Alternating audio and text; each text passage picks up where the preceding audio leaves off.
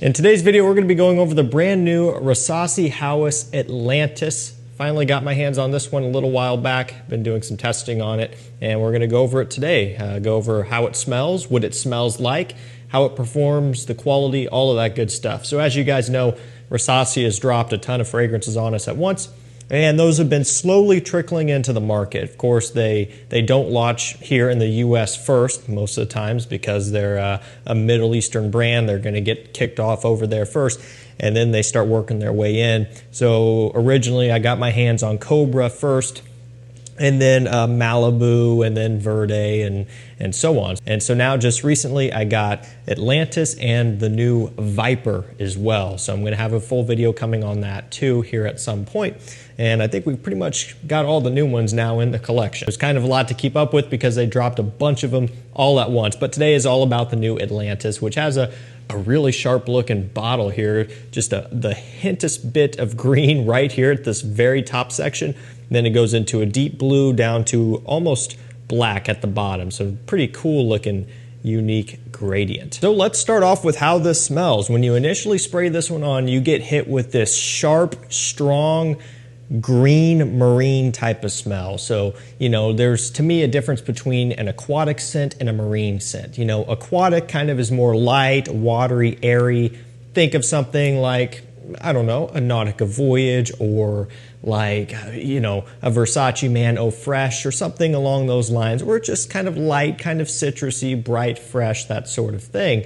And then you have marine scents, which have more of a, again, a sharp, strong, green, powerful type of smell. And this is definitely in the marine category a lot. Now, interestingly enough, they don't list off marine notes. They list off watery notes here. But again, to me, it's not watery in that traditional sense. It's heavier, it's darker, it's richer, it's stronger. You get a nice lemon kind of apple opening. So that kind of gives you a bright citrus punch. And then you get into that kind of marine, aquatic type of smell here with this. So we'll take a look at the full note breakdown. Up top, we have bergamot, lemon, apple, and cinnamon. In the mid, we have watery notes, orange blossom, plum, cardamom, and in the base we have driftwood, ambergris, musk, and patchouli. So of those notes, again, I already kind of listed off a couple here. Instead of watery notes, I substitute that for a slightly salty marine type of smell.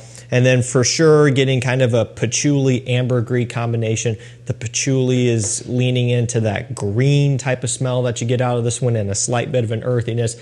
Driftwood oftentimes comes across as like a light, musky, woody type of smell. And it does have a marine smell to it also, the note of driftwood, which kind of makes sense given just the idea of it. And so oftentimes when that is used, that's how it's presented, just kind of a musky, woody smell. Now, one thing that you'll definitely notice about this one is, at least most of you guys anyway, when you do smell this for the first time, it does remind you of something, okay? And so that's kind of where this starts to come into play. What it does remind me of a lot, with a little bit of a variance, but still heavily reminds me of, is Invictus Legend. And if you look online, that is kind of one of the main things that people were saying.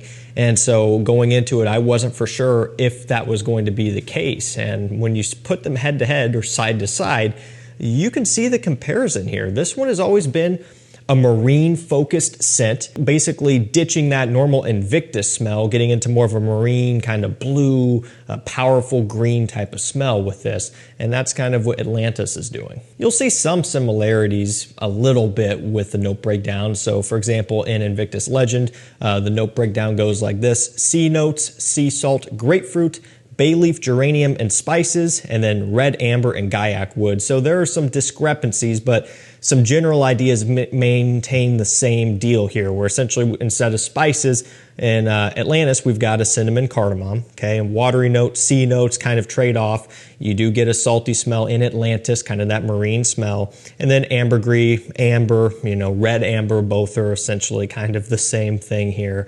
And then, you know, grapefruit versus like a bergamot lemon, right? But still, you can kind of see the similarities and then some of the differences as well. And also the way that I'll describe Atlantis is that it has that Invictus Legend type of smell, that strong marine green smell with the slightest bit of a Labo sweetness, okay? Just a very small amount. It doesn't make this a Labo clone. It doesn't make it, something that's redundant. Like, for example, if you already have Hawas Tropical, which is Labo Paradise Garden, it's nowhere near that close. If you have Hawas Malibu, which kind of has some of that Labo smell in there, it's not redundant to that either. Again, it's minor, but it just has a little bit of that modern sweetness. And maybe you could also say that that's kind of somewhat of the Invictus sweetness that is hanging out somewhere in the dry down of this one as well, although it just isn't as close to, normal Invictus as Invictus is, right? And same thing with Legend.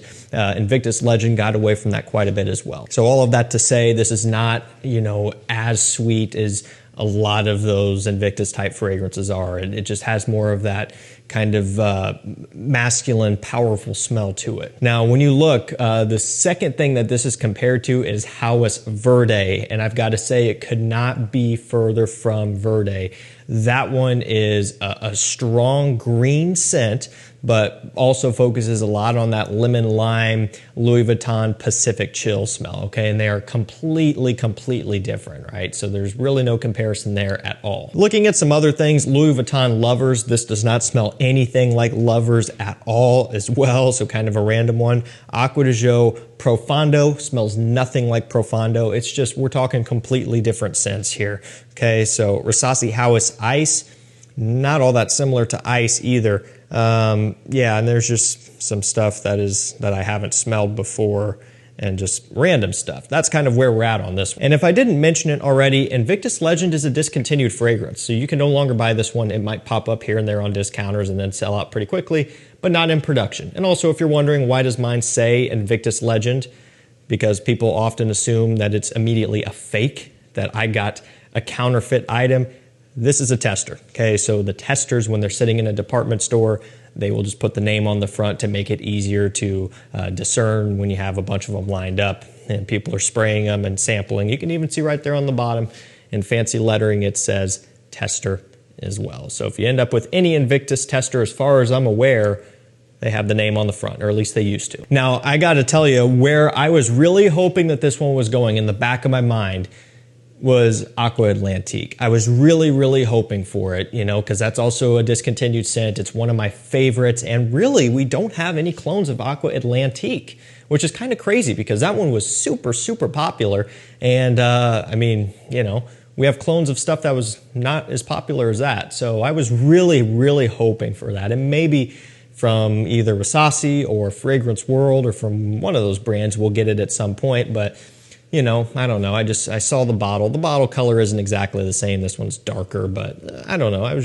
was hoping for that in the back of my mind, but this also could not be anywhere close to Atlantic either. So again, this one is really just Invictus Legend with a little bit of a dissimilar smell, but it primarily is on track to be pretty similar to that. Now, talking about performance, I know that's what a lot of people are interested in here. This is an eau de parfum concentration, and on my skin, it has been doing consistently really well in wintertime, mind you. Now, mostly wearing this indoors, so that's not an issue, but going outside, back and forth, it still can actually push through and cut through that cold, 15-degree air.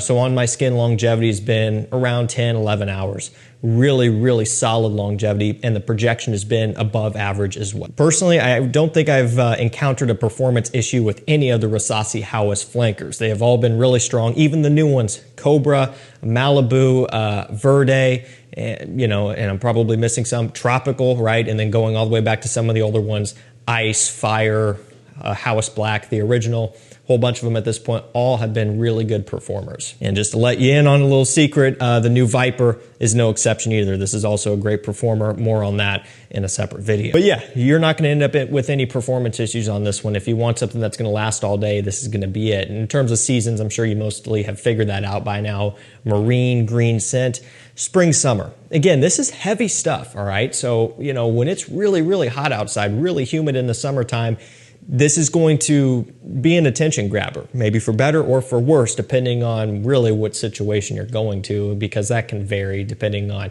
how much attention you want to get. If it's outdoors and it's a loud environment, the more the merrier, probably. You could get away with wearing something like this heavily and not really going to offend anybody. But if it's kind of a low-key, you know, quiet situation and you're wearing something like this in the heat and it's really projecting out, you know, maybe that's not the best thing. So it is situationally dependent, I suppose, but still, it smells like a spring and summer scent. This is not something that I'm going to selectively wear in the wintertime, aside from me testing it right now. But when it comes to this time of year, I'm simply just wearing something completely different. So that kind of leaves spring and summer, which would be a great one for this. Given that longevity, just how heavy it is on skin, it's a great one to wear swimming, the pool to the lake, because if you splash it with some water, it's not going to wash off, at least not easily. So that's going to do it for me, guys. New Hawas Atlantis. You know, people have been ragging on these new Hawas fragrances, and maybe it's just because there's so many all at once, and I understand that part, but at the same time, they've been really solid, especially Cobra and Verde. I've said that already. Those two are top tier. I really like this one as well. Is it going to be one that I like as much as those? I don't know, but I do enjoy it. And if you want kind of a clone of a Discontinued Invictus legend, then check it out. We'll compare the bottles really quickly as well, just for, you know, I mean, they're not exact, but similar idea anyway. Really cool bottle, like I already said. Pretty sharp looking, all of them are. All right, guys, that's gonna do it for me. The new Hawas Atlantis, I like it. Another beast mode clone that smells great. Let me know if you've tried this one. Let me know what your favorite new Hawas is. If you've tried any or all or just a couple, let me know what you like. Thank you guys so much for watching. Stay safe, stay healthy. We'll see you tomorrow with another one. Take care.